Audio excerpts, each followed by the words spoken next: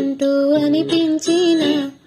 అవునవును నేనే మరి కాదా చిత్రంగా నాకేనే కనిపించిన